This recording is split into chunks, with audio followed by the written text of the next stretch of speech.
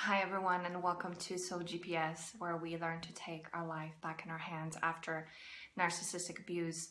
And I wanted to come with this message to you today. This is completely unplanned, but I just had an encounter with a psychopath.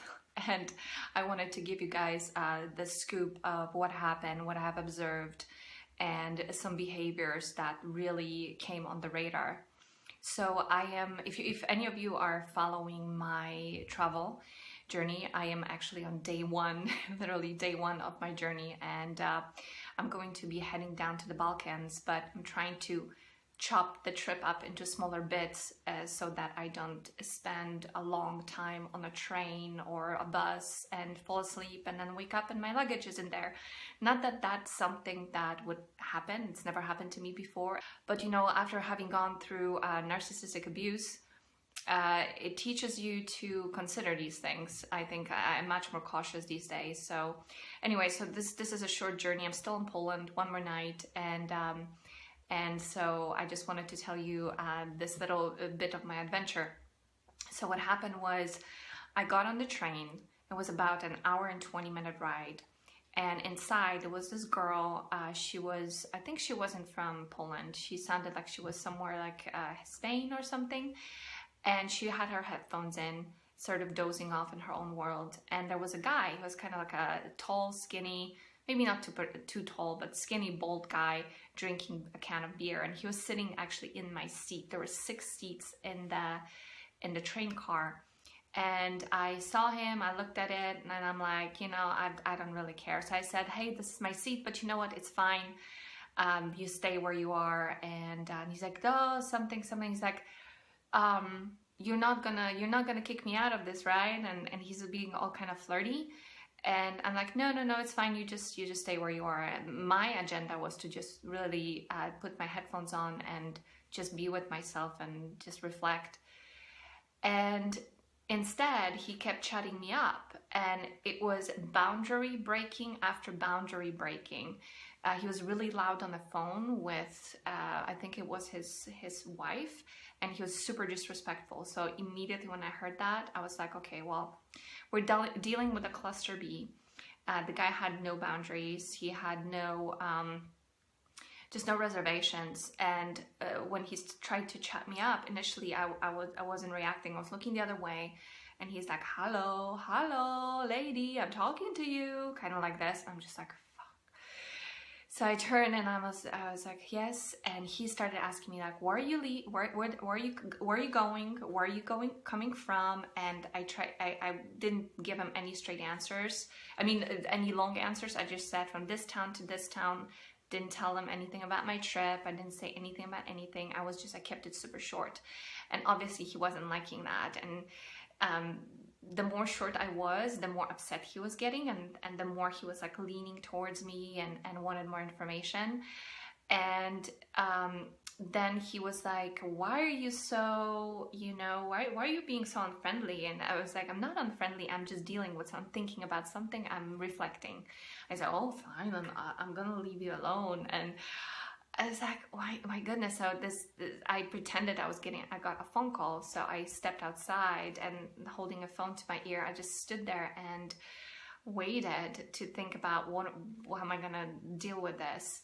So I stood there for quite a while. Thank goodness the train trip wasn't super long. So I went back inside. And he was like, then he turned all apologetic. And he's like, I'm sorry, I hope I didn't offend you. And this, I'm like, no, you're fine. And I was just trying to be deflecting, just to deflect his energy and say as little as possible. But then he got all excited that I was talking to him. So he's like, I'm just bored. And here you are, 2 ladies. And by the way, that girl left to the bathroom or something, but she was gone for a long time. So I was like, okay, I'm stuck with this guy. And he started to show me pictures of his work and ask me about what kind of work I was doing. He wanted to help me resolve my work issues, because then I was like, he's like, why are you so grumpy? I'm like, I'm dealing with something at work, and which I really wasn't. But, I was thinking about this trip, which I consider like my work, and I just wanted to reflect. So I wanted him to bug off, and he just wouldn't let go. So then he wanted to help me with my work. I mean, but here's what I wanted to say, like, to make the long story short and not to get into too many details, is this was just a classic example of a person who was breaking boundaries. He kept leaning in. I was putting up my hand and trying to, stay in my zone, do my thing, and nothing would get through to this guy. In fact, I noticed that the more I was trying to stay in my own zone, in my own space, the more he was getting really pissed. Like, it's like almost as if he was communicating to me, like, how dare you, bitch, not talk to me, not engage with me. And it was just coming through body language. And then he wanted to know as many details about me as he could. He was getting drunker too, so of course that was definitely playing a role. But I don't think that this kind of a person really has many issues when it comes to being shy or anything like that. I think they're just very straightforward people. And I did feel like a little air of danger. I thought, if I make a wrong move, this guy could lash out, say something negative, which he did, by the way, because he finally started asking me about what kind of work I was doing. And the truth is, I have my own marketing consulting company.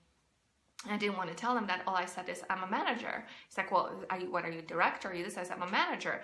And his response was, like, totally dismissive. And I'm sure that had I told him that I was a director, or had I told him I was an assistant, or had I told him that I was working at McDonald's, the response would be the same. It's just like, didn't matter. He needed to make that sort of like a demeaning comment. So eventually I dug out headphones from my phone, and I was like, I'm not even going to pretend. I'm just going to stand outside and listen to music, and I don't really give a fuck what this guy is going to, what he's going to do, how he's going to react. I did not care at that point. So yeah, and it was crazy, because I'm thinking, wow, this is the first little leg of my trip, and here's a psychopath. I mean,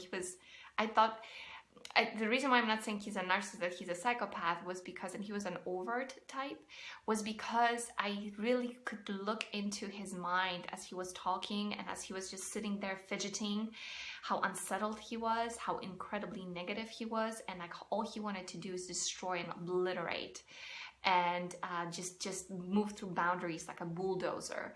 So I think that's, I don't know, maybe I'm going out, maybe I'm too too much maybe I'm jumping to too many conclusions here, but I have brushed against so many psychopathic people in my life that it was just that same air of disdain towards others, just complete lack of respect, and they're everywhere. I was just, as I left the train, I stopped for a moment to try to orient myself, to find my Airbnb on the map. And he like walked right up to me. He's like, do you need help? I'm like, no, I'm all good. So he walked away. But for a while, I just kept looking behind my back to make sure he wasn't following me or something. Just because, I don't know, he just got a little too interested, and that just wasn't, it felt really wrong. It felt really bad. So watch out, people out there. There are crazies out there. So, I should be really taking my own advice, because I'm the one putting myself into a kind of a vulnerable spot now as I'm going from city to city I've never been before. So I take this as the universe telling me this. He said, the universe saying, you are about to, go to all these unfamiliar places. Have your eyeballs in the back of your head. This is your little initiation. So that's what I'm going to do. I think that it had definitely had an effect, and I'm on high alert. Hopefully I will relax a little bit. I'm actually about to go to a floatarium, which is like a place where you float. It's like desensitized, like sensory deprivation chamber. There we go.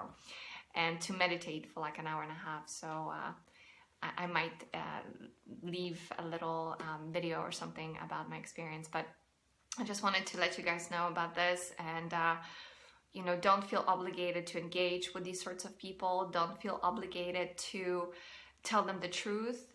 You can even outright lie and say, you know, like if they're asking where you're going or what are you doing, you can just say something completely, just protect yourself. And, you know, try not to draw too much attention to yourself. And I found that if I completely withdrew and didn't engage with him, he would become even more aggressive. So I tried to kind of dose it to the best degree that I could. So just trust your intuition as usual, you know, trust your inner GPS. Hopefully you won't have those encounters, but oftentimes we just step out the door and, you know, there they are. Especially if as a recovering codependent, I don't know, it's almost like we have this certain air around us where we draw these kinds of people into us. So anyway, I hope you find this video helpful. I hope I didn't rant too much. If you did, let me know. Leave me a comment if you have any suggestions. If you have had yourself experiences like this, I'd love to know about that. How you deal when you encounter cluster bees on the street and they just keep pushing through boundaries. What do you do with that? So I'm going to sign off for now and see you in another video. Thank you so much. Subscribe to the channel if you like it. I hope to see you soon and wishing you all the best. And remember to let your inner compass guide you. Take care. Bye.